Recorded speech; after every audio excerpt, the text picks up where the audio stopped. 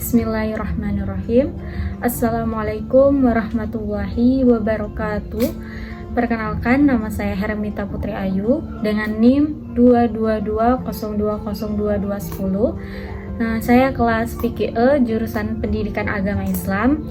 Sebelumnya saya ucapkan terima kasih kepada Bapak Ibnu Rozali SPDI MPD selaku dosen pengampu mata kuliah Qiraatul Kutub. Langsung saja di sini saya akan membacakan sekaligus menerjemahkan serta akan menjelaskan sedikit yang saya pahami tentang kaidah nahwu atau shorof, tentang materi dari kelompok 7, yaitu materi wusli yang artinya mandi wajib.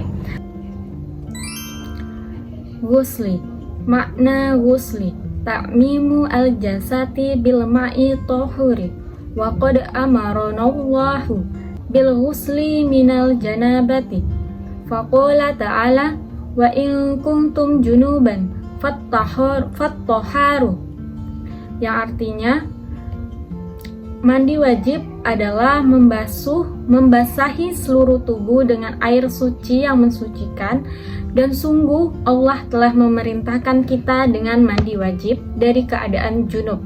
Maka Allah berfirman, Maha tinggi Dia, dan jika kalian dalam keadaan junub, maka bersucilah.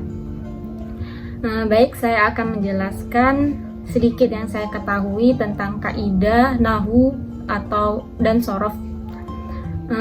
Makna wusli yang artinya makna mandi wajib, yang dimana dalam kaidah nahwu itu makna itu isim, yaitu isim masdar, yang dimana isim masdar itu adalah kata benda yang menunjukkan makna suatu perbuatan atau kejadian tanpa keterangan waktu, tempat, atau subjek.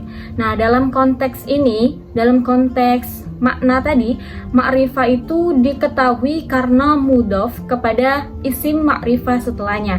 Jadi berperan sebagai mudhof atau kata yang diidofakan. Lanjut ke wusli, itu sama isim masdar berperan sebagai mudhof ilaih, yaitu kata yang diidofakan. Itu wusli itu dibaca majrur atau kasroh karena posisinya sebagai mudhof ilaih. Secara kaidah shorof, makna itu adalah bentuk dasar atau masdar dari kata kerja ani yakni, yang artinya bermakna atau arti. Sedangkan wusli itu bentuk dasar atau masdar dari kata kerja ghusala yaghsilu, yang artinya mencuci, atau dalam istilah agama itu mandi besar atau mandi wajib. Lanjut, ta'mimu al-jasati bil ma'i tahuri, yang artinya membasahi seluruh tubuh dengan air yang suci lagi mensucikan. Nah, jadi ta'mimu itu isim masdar atau kata dasar dari fi'il amama yu'ammimu, yang artinya menyebarkan atau meratakan. Nah, di sini dalam bentuk mudhof karena diikuti oleh isim lain. Nah, lanjut al-jasadi, yang itu isim majrur karena menjadi mudhof ilaih dari ta'mimu tadi. Lanjut bil ma'i, bi itu huruf jar sebagai kata penghubung, sedangkan al-ma'i itu air sebagai isim majrur karena didahului huruf jar bi tadi. Lanjut at-tahuri, yaitu isim atau kata benda. Dalam kalimat ini ia berperan sebagai na'at, sebagai sifat. I'rabnya itu jar dibaca kasroh. Dalam kaidah shorofnya, kata ta'mimu tadi asal kata atau akar dari ain mim mim, yang dimana wazannya itu taf'ilun, yaitu yang artinya menjadikan sesuatu menyeluruh atau merata. Lanjut ke al-jasadi, itu asal kata akar dari jim jasa dal. Itu wazannya fa'alun, yang artinya tubuh. Arti secara sorofnya itu tubuh. Nah, lanjut ke bil ma'i, akar atau asal katanya itu mim wawha, wazannya fa'lun. Artinya secara sorof itu air, Lanjut ke at-tahuri, ya, asal kata atau akar dari toharo. Fala katanya atau wazannya itu faulun. Artinya secara syaraf itu air yang suci dan bisa mensucikan. Lanjut ke ayat berikutnya, yaitu waqad amaronallahu, dan sungguh Allah telah memerintahkan kita. Wa itu huruf athof atau penghubung, artinya dan. Sedangkan qad itu huruf tahqiq atau tarkik. Biasa digunakan sebelum fi'il madi. Jadi sebelum adanya fi'il madi, sebelum dari itu yaitu huruf tahqiq atau takrib tadi, yaitu qad. Nah, fi'il madi itu kata kerja yang lampau, fungsinya itu memberikan makna penegasan seperti sesungguhnya, telah, seperti itu. Sedangkan amaroh itu fi'il madi atau kata kerja lampau yang artinya itu memerintahkan. Nah itu domir mutasil sebagai kata ganti atau kata ganti tersambung. Jadi artinya itu kami. Jadi bila disambung amarona, jadi amarona itu artinya memerintahkan kami, memerintahkan kita. Lanjut ke Allah, itu lafaz jalallah sebagai fa'il atau pelaku dari fi'il amaro tadi. Jadi Allah sebagai pelaku dari amaronah tadi. Amaro sebagai memerintahkan. Jadi Allah yang memerintahkan kami. Karena pelaku maka dibaca rof dengan harokat doma. Dibaca rofa dengan harokat doma. Lanjut ke kaidah sorofnya, itu asal kata dari amaro yaitu alif mim ro. Wazannya itu fa'ala, yang arti dari kata sorofnya itu memerintahkan. Sedangkan amarona itu amaroh ditambah na, yaitu fi'il ditambah domir, yang artinya itu memerintahkan kita. Lanjut ke ayat yang berikutnya, bil ghusli minal janabati, dengan mandi wajib dari keadaan junub. Bil ghusli minal janabati artinya dengan mandi wajib dari keadaan junub, yang dimana kata bi itu adalah huruf jar tentunya, yaitu kata depan artinya dengan atau untuk, yang menyebabkan kata setelahnya itu menjadi majrur atau menjadi kasroh, dibaca kasroh. Kata berikutnya itu al-ghusli, nah dibaca kasroh, yaitu dikatakan isim atau kata benda, artinya mandi besar atau mandi wajib. Dibaca majrur karena didahului huruf jar tadi, yaitu ba. Jadi bil ghusli itu artinya dengan mandi wajib. Lanjut ke min, itu huruf jar juga, artinya dari atau karena, tergantung teks dari suatu ayat tersebut. Lanjut ke al-janabati, itu isim atau kata benda, artinya junub, dibaca majrur karena didahului oleh huruf jar juga, yaitu min. Baik, lanjut ke ayat berikutnya, yaitu faqala ta'ala, maka Allah berfirman, maha tinggi dia.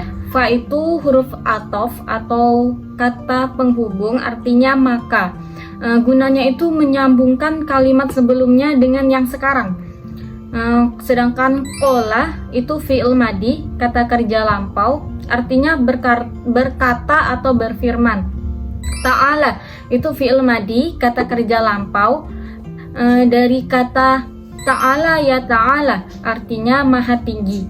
Di sini berfungsi sebagai sifat tambahan untuk menunjukkan kemuliaan Allah. Nah, kadang dipahami sebagai jumlah istinafiyah, kalimat baru untuk menjelaskan sifat Allah setelah disebut berfirman tadi. Lanjut ke ayat berikutnya, yaitu wa in kuntum junuban, yang artinya dan jika kalian dalam keadaan junub.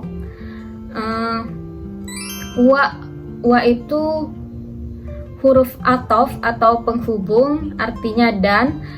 In yaitu huruf syarat atau kata syarat, artinya jika, digunakan untuk membuat kalimat bersyarat.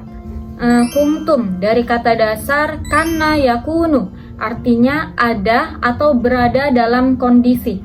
Nah, kuntum itu kalian ada. Nah, di sini kuntum kuntum ini kuntah atau kamu, laki-laki tunggal. Nah, sedangkan kuntum itu kalian, jamak atau banyak orang. Jadi kuntum itu diperuntukkan untuk banyak orang, baik perempuan ataupun lelaki. Jadi kalian berada dalam keadaan junuban. Isim atau kata benda artinya junub. Jadi kalian berada dalam keadaan junub. Nah, dalam bentuk nasab atau mansub itu karena jadi khobarnya dari kana. Artinya dalam keadaan berhadas besar atau butuh mandi wajib. Lanjut ke fattaharu, maka bersucilah kalian. Fattaharu artinya itu maka bersucilah kalian, yang dimana fa itu sebagai huruf atof atau penghubung atau tafsir sebab atau akibat dari itu.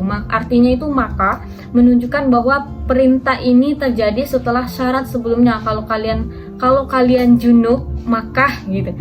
Dari kalimat sebelumnya, kalau kalian junub maka bersucilah, begitu.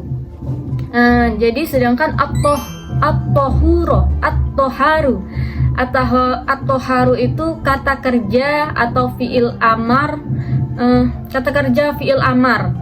sebagai perintah. At-toharu fiil amar atau perintah, bentuknya itu jamak.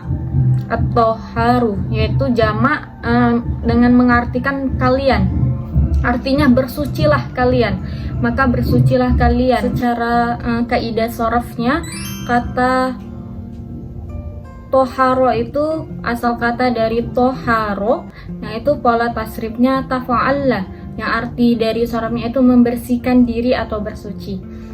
Sedangkan at-toharu itu bentuk amar atau perintah jamak, perintah untuk kita kalian, bukannya untuk laki-laki atau perempuan, berarti untuk kalian, jamak, banyak orang. Nah, dari pola tasrifnya itu dari toharo dengan perintah, artinya itu, arti dalam sorofnya itu bersucilah kalian. Baik, mungkin itu saja yang dapat saya sampaikan. Kurang lebihnya saya mohon maaf, kepada Allah saya mohon ampun. Jika ada kesalahan membaca atau dalam pengertian atau saya menjelaskan, mohon koreksinya. Saya tutup, akhirul kalam. Wassalamualaikum warahmatullahi wabarakatuh.